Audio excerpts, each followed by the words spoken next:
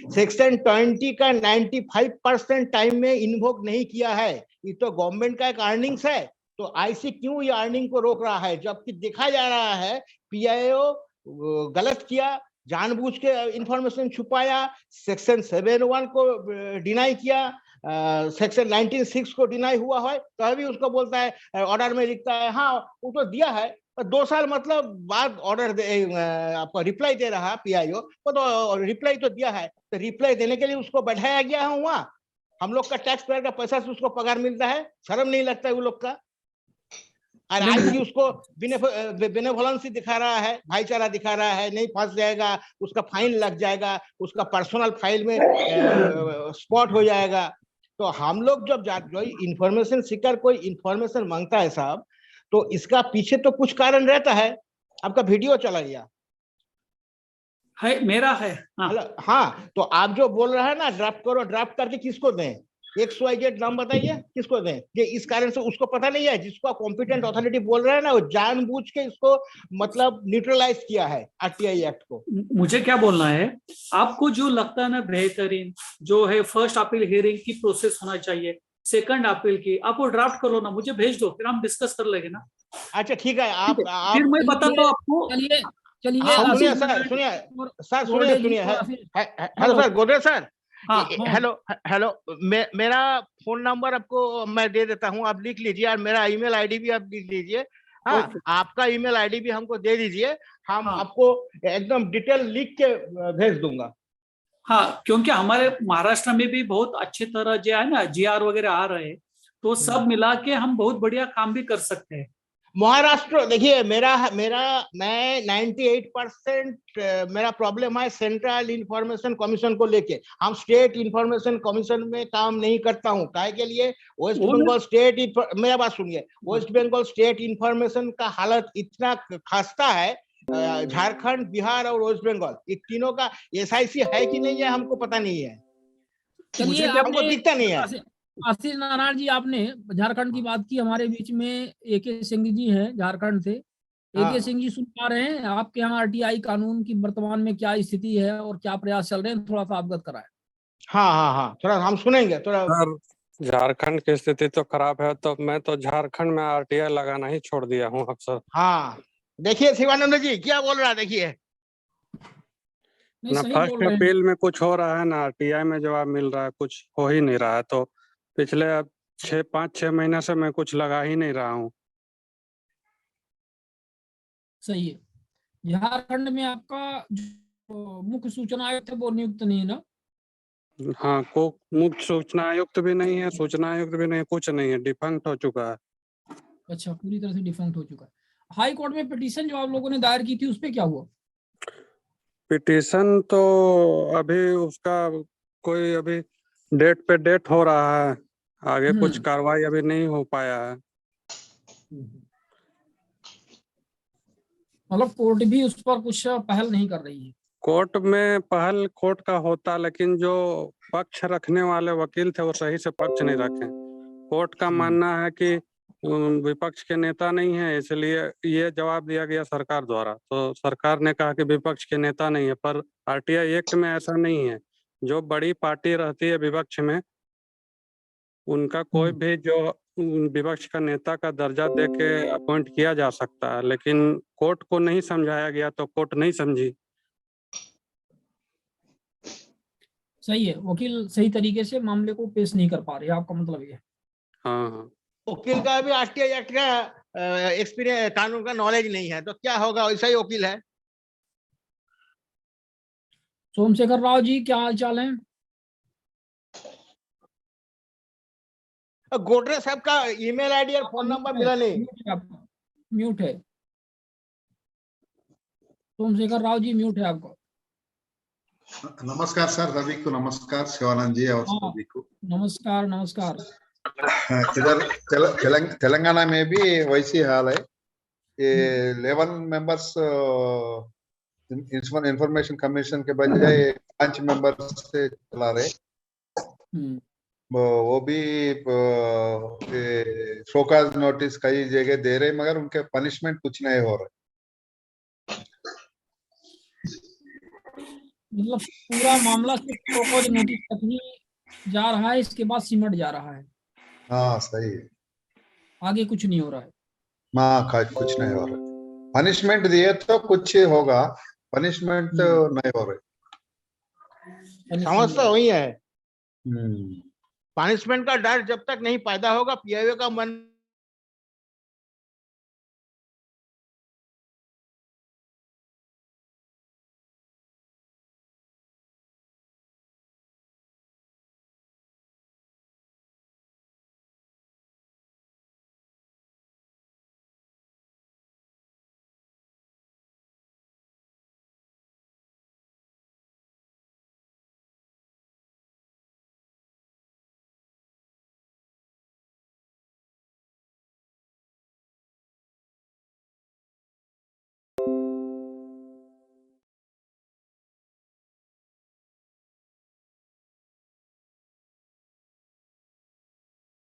आएंगे और फिर आप लोगों के जो प्रश्न है वो भी नित्यानंद जी लेंगे। तो नित्यानंद जी, हाँ। स्वागत है आपका।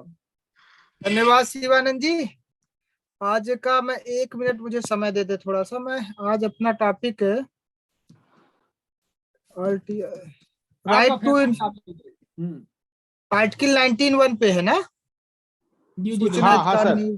हाँ प्रोफेसर हाँ, साहब नींव जो भारतीय सवाल अनुच्छेद। दिए थे, उसी पर है। तो सूचना के अधिकार की नींव की बात है तो ये महत्वपूर्ण विषय है। और अगर मैं सूचना के अधिकार के विषय में अगर नींव की बात करूं तो सर्वप्रथम हम सबको वैश्विक परिप्रेक्ष्य पे समझना होगा कि सूचना के अधिकार कानून की नींव कहाँ पड़ी। तो सूचना के अधिकार कानून का जो पहला मुल्क था जिसने सूचना के अधिकार कानून जैसी कोई परिकल्पना की थी वो था स्वीडन। स्वीडन विश्व का पहला देश था जहां सूचना के अधिकार के संबंध में कानून बना 1766 में। स्वीडन में फ्रीडम ऑफ प्रेस एक्ट पारित हुआ जिसमें लोक दस्तावेजों तक पहुंचने का अधिकार आम व्यक्तियों को दिया गया। फिर वही फ्रीडम ऑफ प्रेस एक्ट को 1949 में फिर पारित किया गया नए संशोधित तौर पे, और शायद वर्तमान स्वरूप में 1976 का एक्ट है। लेकिन स्वीडन ही पहला देश था जहां पे सूचना के अधिकार के संबंध में परिकल्पना शुरू हुई। 19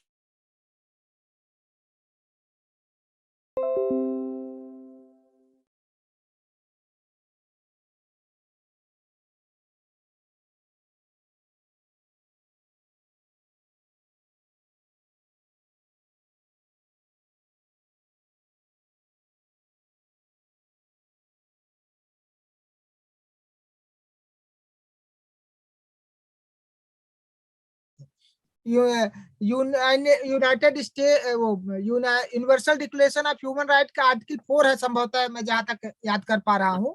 उसमें विचारों और अभिव्यक्तियों की स्वतंत्रता के विषय पे बल दिया गया था।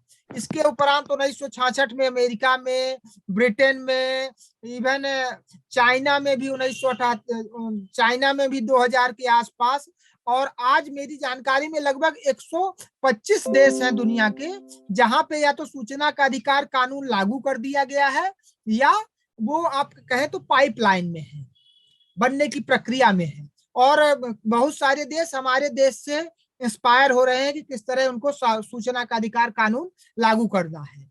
मशहूर लेखक हेराल्ड जे लस्की ने कहा था कि सत्य किसी राष्ट्र की सबसे बड़ी थाती है और जो लोग या संस्था उसे दबाने या छिपाने का प्रयास करते हैं ध्वस्त और नष्ट हो जाना उनकी नियति है। तो यही सत्य की खोज के लिए सूचना का अधिकार कानून लाया गया। और अगर भारतीय परिप्रेक्ष्य में हम चर्चा करें तो सर्वप्रथम हमको ऑफिशियल सीक्रेसी एक्ट 1923 की चर्चा करनी पड़ेगी। अगर हम सूचना के अधिकार के विषय पर चर्चा करें तो उसके चर्चा करना बहुत महत्वपूर्ण है, क्योंकि सूचना के अधिकार कानून लागू होने से पहले इस गोपनीयता कानून ने सरकारी दस्तावेजों को इस कदर गोपनीय बना दिया था कि उसे प्राप्त करना क्या कि अगर आपने भी कहीं चोरी छुपे देख भी लिया तो वो भी जुर्म की तरह था, जुर्म था। शासकीय सूचनाओं के आदान प्रदान करने, दोनों पे दंड का प्रावधान था। लेकिन जब देश स्वतंत्र हुआ तो सर्वोच्च न्यायालय ने सर्वप्रथम ये माना कि जो सूचना का अधिकार है ये आर्टिकल 19(1) के तहत संविधान प्रदत्त अधिकार है, और वाक एवं स्वतंत्रता, अभिव्यक्ति की जो स्वतंत्रता तभी रहेगी जब आपको जानने का अधिकार होगा, जब आपको सरकारी खर्चों, नीतियों की जानकारी होगी, तब आप गलत होने पर विरोध करेंगे, और विरोध का अधिकार ही लोकतंत्र की नींव है। ऐसा सुप्रीम कोर्ट ने कहा जयप्रकाश नारायण के केस में 1975 में। तो एक बड़ा टॉपिक है, एक बड़ा कोटेशन है जो हम लोग हमेशा यूज करते हैं अपनी पिटीशंस में, कि people of this country have a right to know every public act, everything that is done in a public way by their public functionaries. They are entitled to know the particulars of every public transaction. ये supreme court ने जय प्रकाश नारायण के case पे कहा। तो supreme court ने ही इस विचारधारा को आर्टिकल 19(1) में क्लब किया कि सूचना का अधिकार हम लोगों का मौलिक अधिकार है। अब इसके बाद एसपी गुप्ता का भी केस आया है। एसपी गुप्ता साहब वर्सेस प्रेसिडेंट ऑफ इंडिया 1982 का मामला था। उस पे भी सुप्रीम कोर्ट ने यही कहा कि लोकतंत्र में अच्छी सरकार चुनने के लिए आपको जनता को ये जानने का अधिकार है कि हमारी सरकार किस तरह काम कर रही है, और आप अच्छी सरकार तभी चुन सकते हैं जब आपके पास जानकारी होगी। इसके बाद बंगाल क्रिकेट एसोसिएशन का भी मामला था 95 का। उस पे भी सुप्रीम कोर्ट ने कहा कि विचार अभिव्यक्ति की स्वतंत्रता के अंतर्गत सूचना प्राप्त करने का अधिकार भी शामिल है। इसके बाद आपके people's union for civil liberties 2003 का केस है। 2004 में सुप्रीम कोर्ट ने तो यहाँ तक कहा कि निर्वाचन के अनुक्रम में जो प्रत्याशियों के संबंध में जानकारियां हैं वो भी मतदाता को जानने का अधिकार है as a matter of right. तो सुप्रीम कोर्ट ने सूचना के अधिकार का जो एक ये कहें कि आर्टिकल 19(1) और सूचना के अधिकार के बीच मार्ग प्रशस्त किया कि 19(1) के तहत हर व्यक्ति को सरकार से संबंधित जानकारियों को जानने का अधिकार है। और उसका परिणाम हुआ कि देश में कर्नाटक देश का पहला राज्य बना जिसने सूचना के अधिकार कानून को लागू करने का प्रयास किया। कर्नाटक विधानसभा ने कर्नाटक फ्रीडम ऑफ प्रेस विधेयक पेश किया था और 1988 में, यद्यपि वो पास नहीं हुआ था, लेकिन भारत में सबसे पहला प्रयास कर्नाटक पे ही हुआ। इसके बाद तमिलनाडु देश का पहला राज्य बना जिसने प्रयास भी किया और एक्ट भी उन्होंने अपना बना दिया, जिसपे उन्होंने 97 में एक्ट बनाया। इसके बाद गोवा, राजस्थान और मध्य प्रदेश ने भी अपने व्यक्तिगत एक्ट बनाए सूचना के अधिकार के संबंध में। 2005 के पूर्व सेंट्रल गवर्नमेंट के स्तर पे भी एक एक्ट आया था, फ्रीडम ऑफ इंफॉर्मेशन एक्ट, और फिर 2005 में उसी एक्ट को और मॉडिफाइड करके बढ़िया बना के 2005 में अपना नया act right to information act 2005 advance रूप है फ्रीडम ऑफ इंफॉर्मेशन एक्ट का, तो वो इस देश में लागू कर दिया गया। तो ये इस आर्टिकल 19(1) के परिप्रेक्ष्य में जो सूचना का अधिकार कानून है, भारतीय परिप्रेक्ष्य में ये इसका इतिहास और वर्तमान स्वरूप है जो मैंने आपको बताया है। बाकी सारी चीजें हम आप निरंतर चर्चा कर ही रहे हैं। तो शिवानंद जी। जी नित्यानंद जी, बहुत बहुत धन्यवाद। आपने बहुत ही बेहतरीन ढंग से इसकी हिस्ट्री और सब इतने महत्वपूर्ण निर्णय हुए हैं सुप्रीम कोर्ट के, उनको साइड करते हुए आपने बहुत अच्छा इसका एक बैकग्राउंड आपने बताया है। तो अब आगे हम देखेंगे कि क्या हमारे बीच में आत्मदीप सर जुड़ चुके हैं।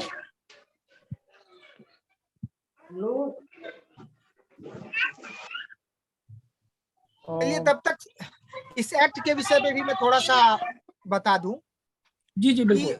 इस एक्ट में अब बाकी अब आप सब लोग काफी लंबे समय से जुड़े हुए हैं, लेकिन इस एक्ट ने भारत के सभी नागरिकों को ये अधिकार प्रदान किया है कि वो सार्वजनिक जानकारियां जो उनसे संबंधित हो या ना हो, अगर वो सरकार से संबंधित है, सरकार के अधिकारियों से प्राप्त कर सकते हैं। सूचना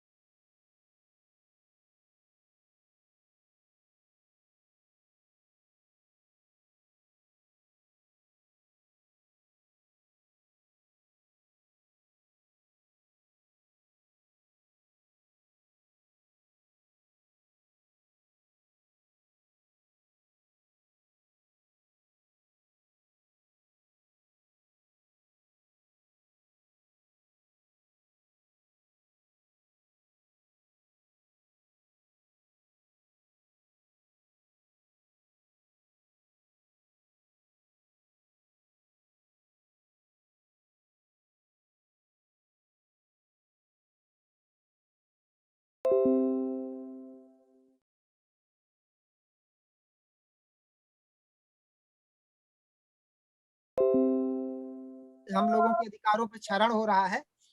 शिवानंद जी।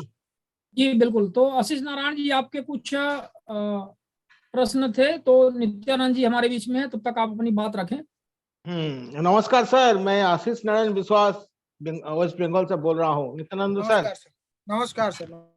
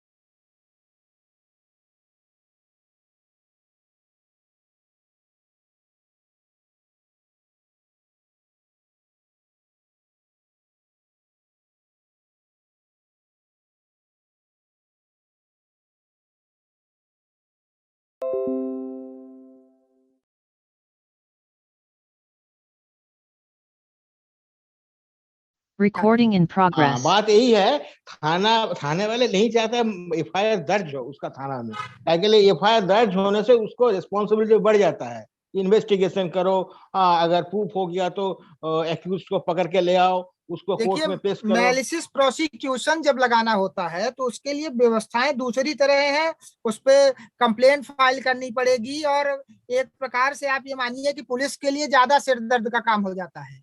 इसलिए पुलिस नॉर्मल कोर्स में इस तरह का काम स्वयं नहीं करती, दूसरे आप ही से कहेगी कि आप ही शिकायत करें, आप ही मुकदमा लगाएं, तो बाकी अधिकार उनके पास है। अच्छा, ठीक है सही। इसको लेके हमको थोड़ा कंफ्यूजन था। और और एक तो चीज हम जानना चाहते हैं आपको, हम लोग का आरटीआई एक्ट पे रूल्स जो है 2007 का, उसमें सेक्शन 23 था, जिसमें चीफ सेंट्रल इंफॉर्मेशन कमीशन को पावर दिया गया था। ये 2007 का पहले का बात है, जो वो डिवीजन बेंच और लार्जर बेंच क्रिएट कर सकता है अगर कोई अपील करे तो, जो हम अपर बेंच पे जाना चाहते हैं। लेकिन उसका बाद क्या हुआ, 2010 में दिल्ली हाई कोर्ट का एक तो केस है WPC 12714/2009, उसमें ऑनरेबल दिल्ली हाई कोर्ट ने बोला है, ऐसा ऑर्डर दिया है कि सेक्शन 23 रेगुलेशन ये अल्ट्रा वायरस है, इसको काय के लिए ये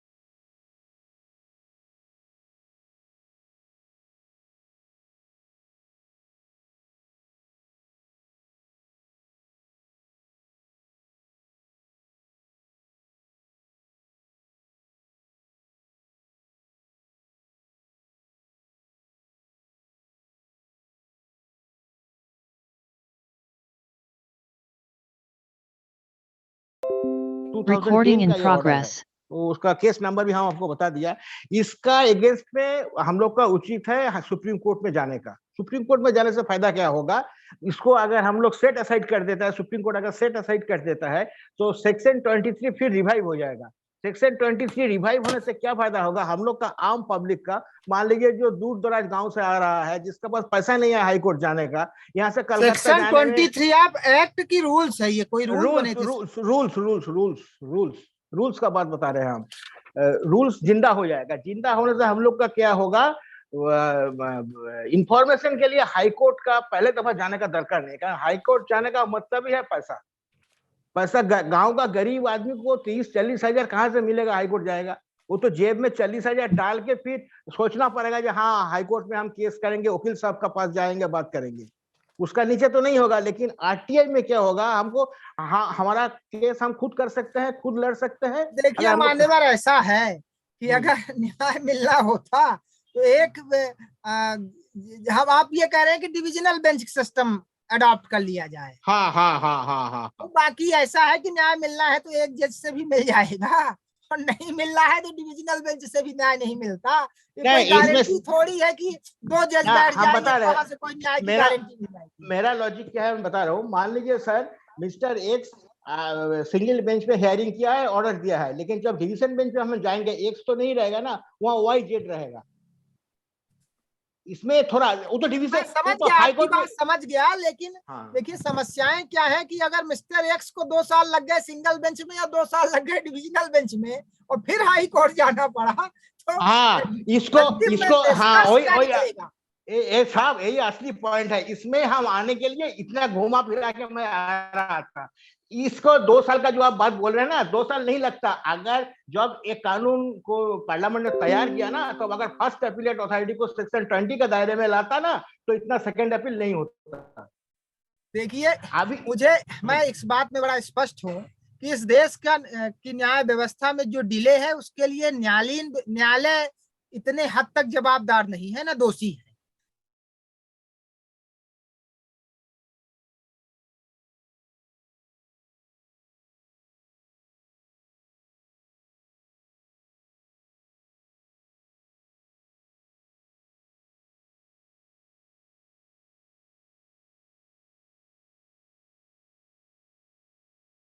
करोड़ के आसपास होगा, तो 150 करोड़ रुपए में आपको 30 नए जज बन जाएंगे। और जजेस यहाँ योग्य लोगों की कमी नहीं है देश में, लेकिन आज यहाँ 10 सीट खाली है। अब आप ये बताइए कि 25 जज मिला के 30-35 जिले 4 करोड़ लोगों के मुकदमे कैसे सुने?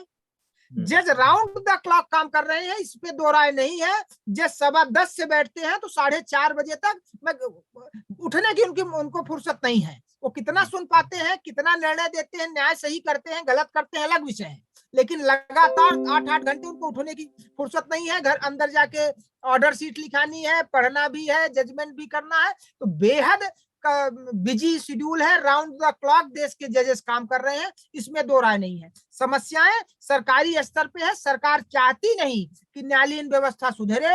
अगर न्यायालय से निर्णय 6 महीने में 8 महीने में होने लगेगा, मेरा ट्रांसफर, अगर किसी कर्मचारी का ट्रांसफर कोर्ट से 15 दिन में स्टे हो जाएगा, कोर्ट से न्याय मिलने लगेगा, तो संबंधित आदमी नेताजी को 2 लाख रुपए देने नहीं जाएगा। हमारी बात है तो हमारी जमीन 6 महीने में कोर्ट से खाली हो जाएगा, हो जाए और कोर्ट से अतिक्रमण हट जाएगा ना, तो संबंधित आदमी ठेकेदार के पास, गुंडा के पास और नेताजी के पास 10 लाख 20 लाख देने नहीं जाएगा। सरकारी व्यवस्थाएं चाहती हैं कि न्यायालय पंगु बने रहे, सूचना आयोग पंगु बने रहे। वो सिर्फ हमको झुनझुना देना चाहती हैं। सूचना लेना है, सूचना आयोग चले जाओ। भ्रष्टाचार की शिकायत करनी है, लोकायुक्त चले जाओ। ये करना है, यहाँ चले जाओ। और उस संस्थान को इस तरह से, अब आप लोकायुक्त की बात करें, मैं लोकायुक्त में कई लोग मेरे बड़े करीबी जुड़े हुए हैं, जो लोकायुक्त में प्रोसिक्यूशन ऑफिसर हैं या कि दूसरे पदों पे हैं। वो बताते हैं कि साहब जो किसी काम का नहीं होता उसको लोकायुक्त में भेज दिया जाता है।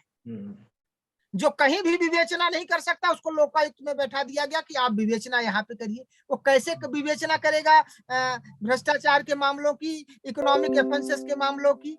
समुचित स्टाफ नहीं है, वो चाह भी ले तो भी नहीं विवेचना कर सकते। तो आपकी अगर लोकायुक्त और आर्थिक अपराध ब्यूरो में शिकायत है तो 10-10 साल लग रहे हैं, वहां आप फ्रस्ट्रेट हो जाते हैं। तो सरकार खुद चाहती है कि ये संस्थाएं बनी रहे और इनमें काम कुछ ना हो। हाँ, तो इसके आपका जो ओपिनियन अभी आप बोले हैं, जो आपका जो बात बोले हैं ना, इसका ही कल यस्टरडे बताइए, इतना बड़ा देश है, 30-32 जज आपने सुप्रीम कोर्ट में बैठाए हैं, 70 कर दो, 100 कर दो ना, 100, 200, 400, 600 करोड़ लगा दो वहां पे, सारी समस्याएं दूर हो अरे जाएंगी। क्या योगी वही तो लोगों बात की है, कमी है? पैसा तो हम लोग देंगे, पैसा तो तुम्हारा घर से नहीं लाओगे तुम, पैसा तो हम पैसा लोग देंगे। दुनिया में आग लगाने के लिए पैसा है। आप हाँ। भी मानिए Recording कि हर stopped. ग्राम पंचायत में, मैं बाहर की बात नहीं जानता, पर मध्य Recording प्रदेश in में progress. एक हाँ। एक ग्राम पंचायत में साल का 40-40, 50-50 लाख रुपया सरकार खर्च करती है, और ये खर्च इसलिए करती है कि आप वहां भ्रष्टाचार कर लो। हाँ, खुलेआम वही बात है। भ्रष्टाचार होता है, पूरे पैसे बर्बाद होती है, लेकिन सरकार के पास जुडिशरी को पैसा देने के लिए पैसा नहीं है। आप जजेस संख्या बढ़ा दीजिए, प्रोसिक्यूशन ऑफिसर्स की संख्या बढ़ा दीजिए, ये सारी चीजें कर दी जाए तो निश्चित तौर पर न्याय सही गलत कुछ तो मिले, कुछ तो मिले, वही बात है। नहीं, इसका एक लाइट मिला है हम लोग का।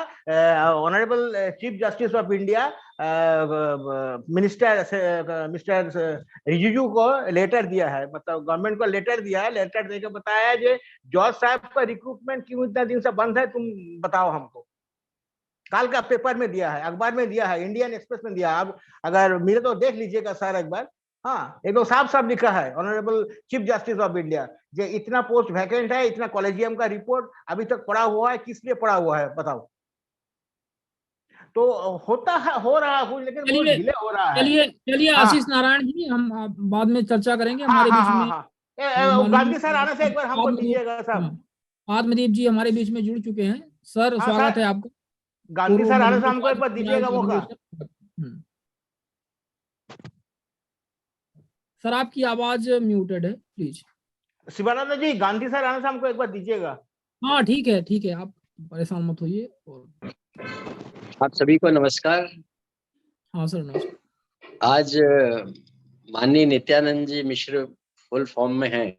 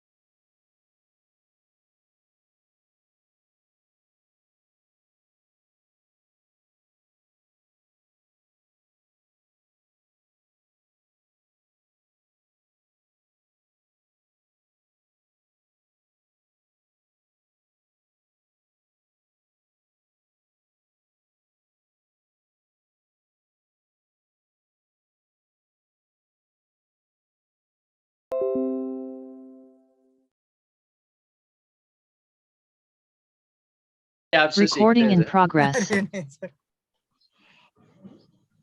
मैंने शुरू से सुनी आपकी स्पीच, सर बहुत अच्छा था, प्रेजेंटेशन था। बस वो एक ही करेक्शन था कि ये दुनिया के 170 से ज्यादा देशों में हो गया, ताजा जो जानकारी है।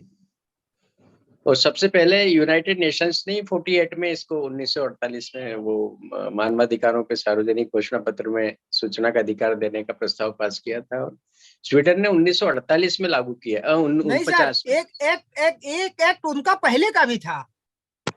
हाँ, ये हो सकता है, जैसे अपने राज्यों के थे पहले से। हाँ ठीक ठीक। एक एक्ट उनका पहले का भी है सर। वैसे भी स्वीडन, फिनलैंड और नॉर्वे ये छोटे छोटे देश हैं आसपास के, लेकिन हर मामले में दुनिया में ये प्रथा पहले नंबर पे रहते हैं, टॉप पे।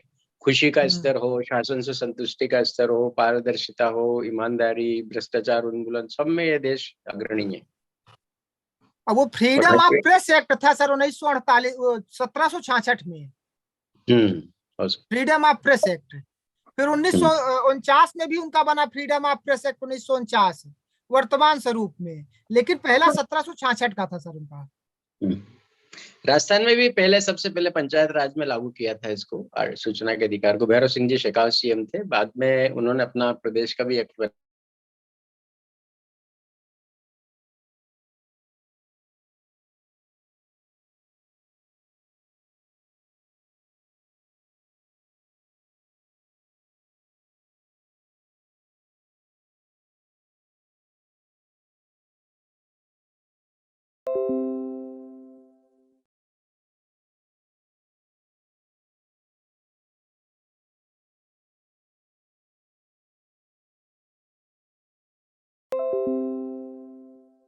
Recording in progress.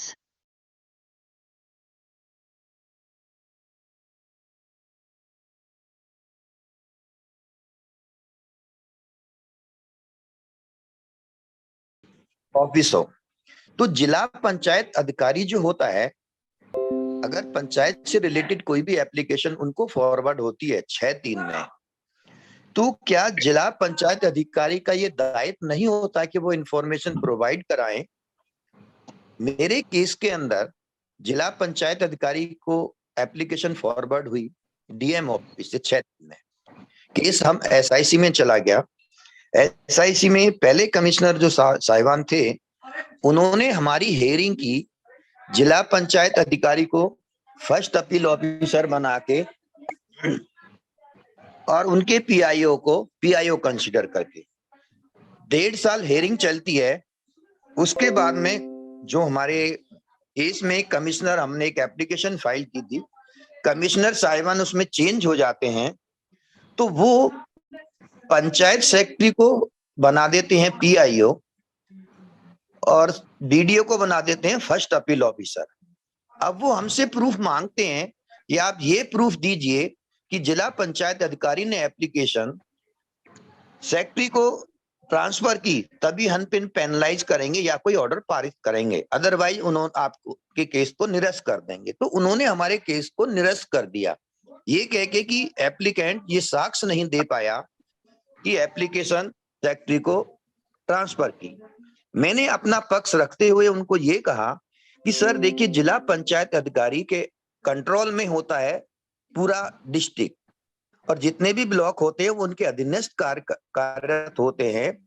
तो क्या जो पहले कमिश्नर साहिबान थे या रजिस्ट्रार, जिस दिन मेरी एप्लीकेशन आपको रिसीव हुई, 18 की कंप्लेंट जब रिसीव हुई, तो क्या उनको एक्ट की जानकारी नहीं थी कि मेरी एप्लीकेशन गलत ड्राफ्ट थी? तो उन्होंने उसको केस को रजिस्टर्ड किया, मुझे वापसी क्यों नहीं किया? नंबर 2, जिन कमिश्नर साहिबान ने 1.5 साल इस पे हियरिंग करी है, 15 नोटिस रिलीज करे हैं, तो क्या उनको एक्ट की जानकारी नहीं थी? और अगर मेरी एप्लीकेशन को कंसीडर करते हैं 18 में जो मैंने एप्लीकेशन दी थी कंप्लेंट की, तो आप मुझे वो साक्ष्य दीजिए ना कि सर मैंने सेक्रेटरी को पीआईओ कंसीडर करा, ब्लॉक पंचायत अधिकारी को मैंने फर्स्ट अपील ऑफिसर बनाया, मैंने तो उसके अगेंस्ट में कंप्लेंट ही फाइल नहीं की। लेकिन कमिश्नर साहब ने हमारी बात को नहीं सुना और मेरा केस डिस्पोज ऑफ कर दिया। तो मैंने उनसे रिक्वेस्ट किया कि उनको आप डीम्ड पीआईओ कंसीडर कीजिए, क्योंकि वो head of the department district है। सेम दूसरे केस में हमारे को ऑर्डर पारित हो जाते हैं, तो कहते हैं कि 5 एप्लीकेशन में 50 पॉइंट की जानकारी है, आप निरीक्षण कराओ। ऑफिसर हमें कोई निरीक्षण नहीं कराते हैं, हम कमिश्नर साहिबान को इन रिटन में देते हैं कि आपके आदेश की पहले अवहेलना हुई, अब ये दूसरी बार अवहेलना हुई, उसके बाद में फिर हियरिंग पे हियरिंग। तो सर ये एक्ट में कहाँ का प्रावधान है? क्या ये यूपी में कोई स्पेशल राइट्स हैं क्या कमिश्नर्स को? मुझे थोड़ा सा प्रकाश डाल दीजिए, मेरी थोड़ी हेल्प हो जाएगी, क्योंकि इन केसों में ऑलरेडी सभी को इसमें इन्वेस्टिगेशन ऑर्डर्स हो चुके हैं, सब कुछ हो चुके हैं। हम सिर्फ कोर्ट को इसलिए अवॉइड कर रहे हैं अभी जाने के लिए, सारी जानकारी दे देते तो कार्रवाई हो जाए।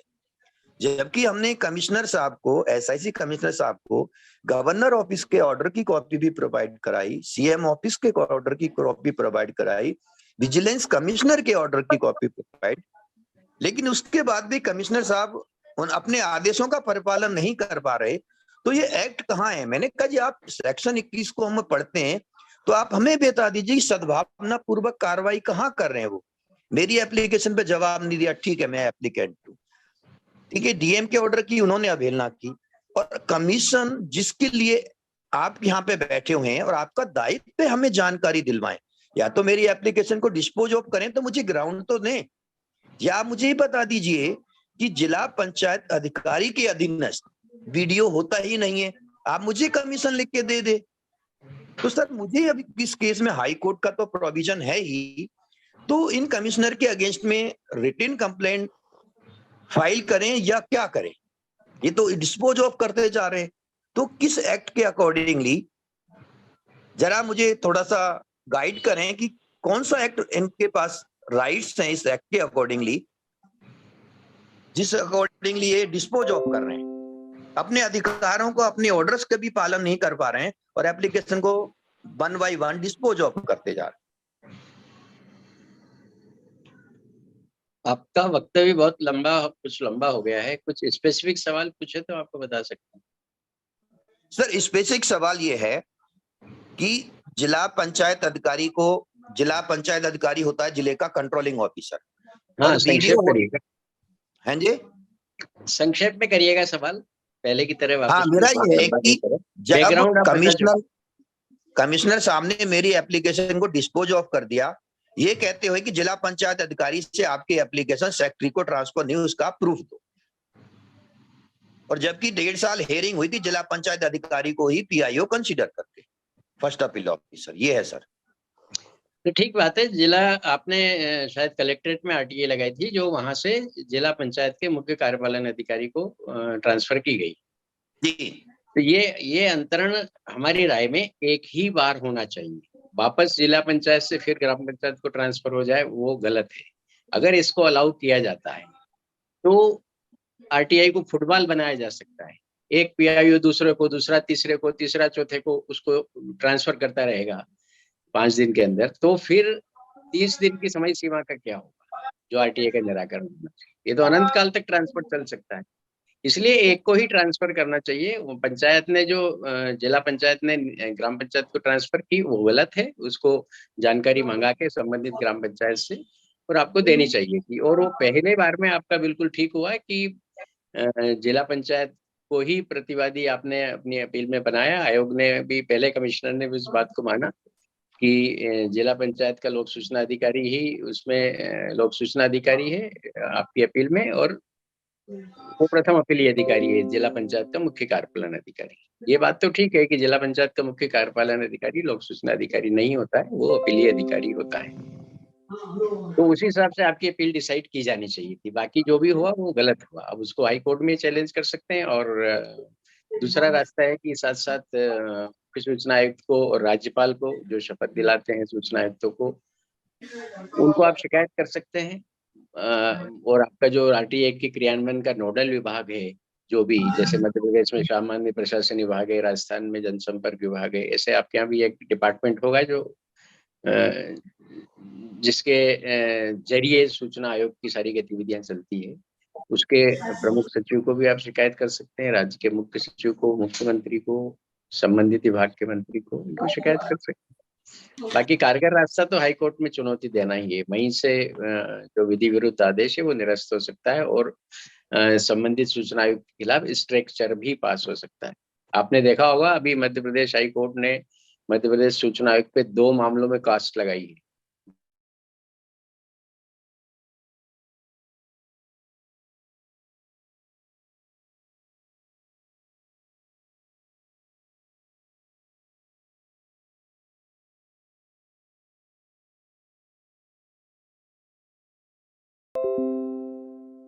अपीलार्थी उपस्थित नहीं हुआ, इसलिए उसकी वो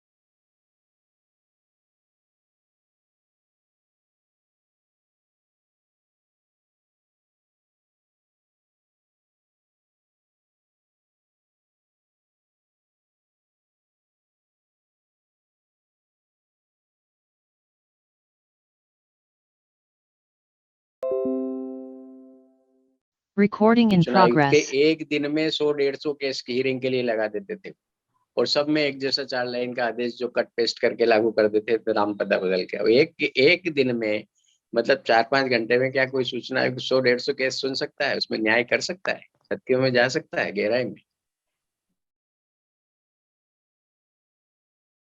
इस तरह की गड़बड़ियां वहां हुई है। और वहां के सूचना आयुक्त को तो हमने देखा कि अखबारों में राजनीतिक विषयों पे भी उन्होंने लेके लिखा कि सपा, कांग्रेस, बीजेपी को लेके भी आर्टिकल लिखे हैं सूचना आयुक्त ने, जबकि उनको इस गतिविधियों से दूर रहना चाहिए। तो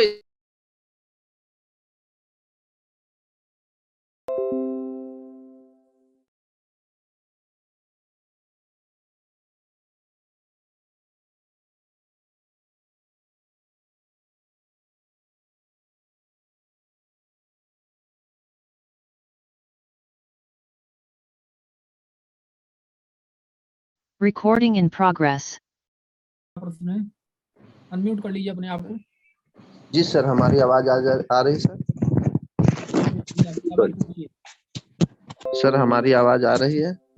जी जी सर, ऐसा है कि हम लोग को ये केंद्रीय सूचना आयोग का एक मामला था सर, कि केंद्रीय जन सूचना पदाधिकारी को हम लोगों ने चिट्ठी लिखा, सूचना आवेदन, उसके बाद किसी तरह का सूचना नहीं दिया गया तो प्रथम अपील दायर किया गया, उस पर भी किसी तरह का सुनवाई नहीं हुआ, तो उसको लास्टली द्वितीय अपील दायर किया गया। द्वितीय अपील जाने के बाद में हम लोगों को डेट दिया गया, और डेट दिए जाने के बाद वहां से आदेश भी पारित कर दिया गया कि इन लोगों को 15 दिन के अंदर सूचना उपलब्ध करा दिया